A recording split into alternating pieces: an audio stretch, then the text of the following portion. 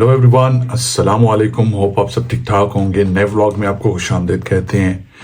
जनाबे वाला बगैर कोई तमहीद बांधे हुए पॉइंट की तरफ चलते हैं। प्लान भी तैयार हो चुका है। मोटी मोटी चीज़ें बता देता हूँ ताकि आपको समझने में आसानी हो जाए। कल सुप्रीम कोर्ट के मोअज़्ज़ज़ जजेस साहबान जस्टिस मंसूर और जस्टिस मंदोखेल साहब ने जो सूबाई इंतखाबात में जो ताहीर का मामला था उसके ऊपर इख्तलाफी नोट दिया और उस पे जनाबे वाला उन्होंने चीफ जस्टिस के इख्तियारात को चैलेंज कर दिया और बड़ा खुल के एक तरह से मुखालफत पे उतर आए।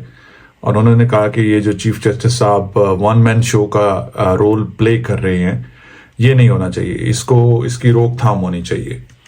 तो सबसे पहले मुअज़्ज़ज़ जजेस साहबान को ये बताने की ज़रूरत है कि ये वन मैन शो आज स्टार्ट नहीं हुआ, ये 1947 से स्टार्ट है।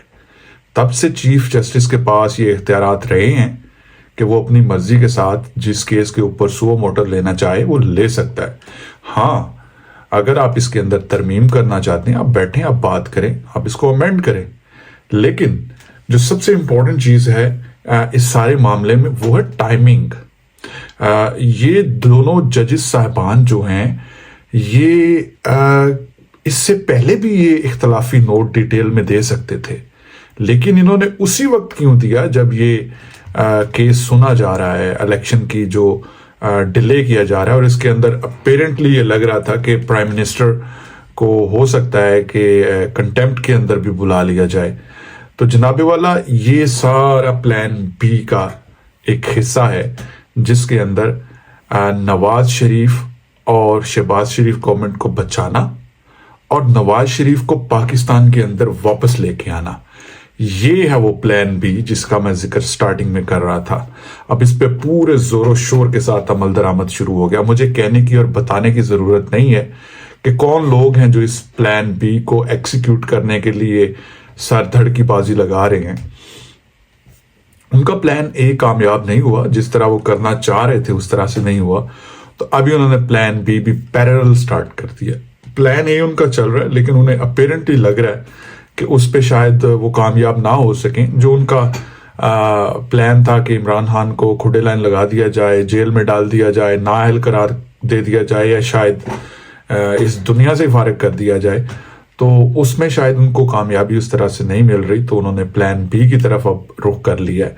वो जो मरियम साहबा कहती थी ना लेवल प्लेइंग फील्ड, अब ये लेवल प्लेइंग फील्ड वो देने के लिए सर दर की बाजी लगाने के लिए मैदान में आ गए हैं। डोंट फॉरगेट बाजवा साहब स्टेटमेंट जिन्हें उन्होंने डिनाई किया है, तो आई वुड से कि मुबैना स्टेटमेंट जो उन्होंने या मुबैना इंटरव्यू जो उन्होंने शाद मितला को दिया, उसमें भी उन्होंने कहा था कि ये जो जस्टिस साहबान हैं, आई एम सॉरी ये मेरे वर्ड नहीं है, ये या तो आप शाद मितला को कंटेम्प्ट में बुलाएं या जनरल बाजवा को बुलाएं, ठीक है, मेरा इससे कोई लेना देना नहीं, मैं उनको कोट कर रहा हूं।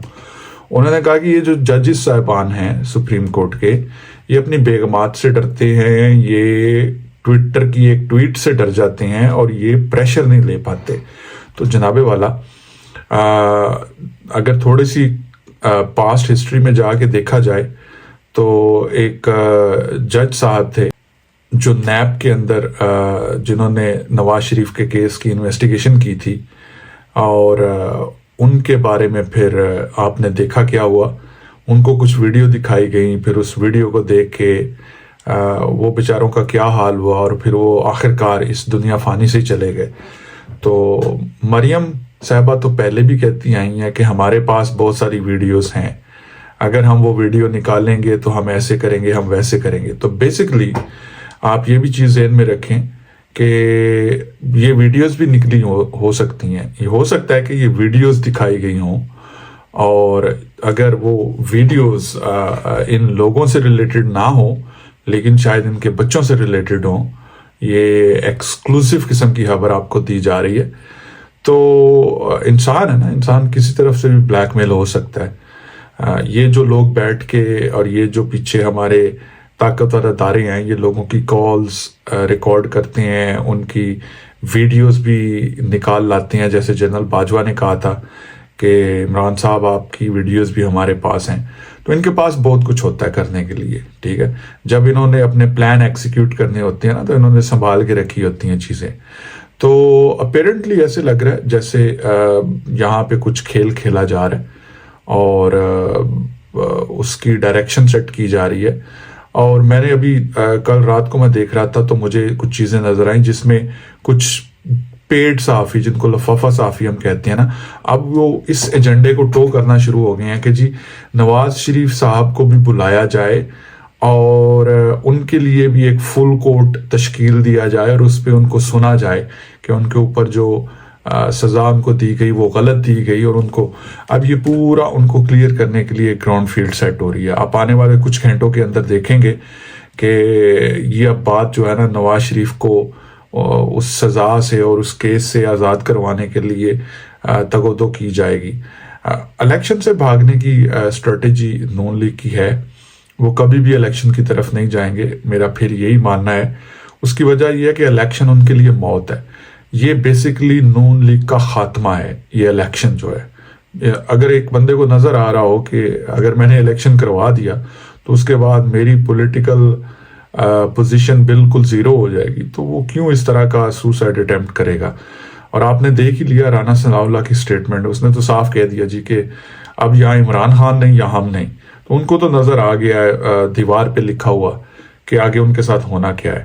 بہرحال دیکھتے ہیں. سپریم کورٹ کے جو ہمارے چیف جسٹس صاحب ہیں وہ آئین کی پاسداری کے لیے کھڑے ہوئے ہیں, ڈٹے ہوئے ہیں.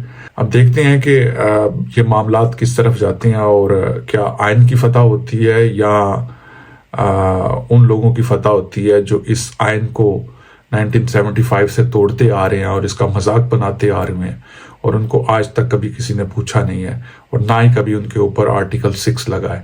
بٹ اینی ہو, دعا کرتے ہیں اللہ تعالیٰ پاکستان کے حالات کو بہتر کرے اور یہ جو تباہی کے دانے کی طرف ملک کو لے گئے ہیں, یہاں سے کسی طرح سے اس ملک کو واپس لایا جا سکے اور غریب آدمی کی سنائی ہو سکے. یہ جو برے حالات ہیں ان کو کسی طرح سے ریورٹ کیا جا سکے اور اکانومی کو سٹیبل کیا جا سکے, جو سب سے امپورٹنٹ ہے. اور وہ تبھی ہوگا جب ایک سٹیبل گورنمنٹ پاکستان کے اندر آئے گی. IMF نے بھی کوئی ڈیل کلوز نہیں کی, وجہ صرف یہی ہے کہ وہ بھی ایک سٹیبل گورنمنٹ کو کوئی ڈیل دینا چاہتی ہیں. جو ہمسایہ ممالک ہیں وہ بھی قرضے اسی وجہ سے نہیں دے رہے کہ یہاں پہ کوئی سٹیبل گورنمنٹ نہیں ہے. اور نون لیگ کی گورنمنٹ کو تو ویسے سب جانتے ہیں کہ یہ جو ہے کرپشن کے بادشاہ ہیں. بٹ اینی ہو, دیکھتے ہیں آنے والے دنوں میں کیا ہوتا ہے. نئی ویڈیو کے ساتھ دوبارہ آئیں گے. ٹل دین ٹیک کیئر, اللہ حافظ, بائے بائے.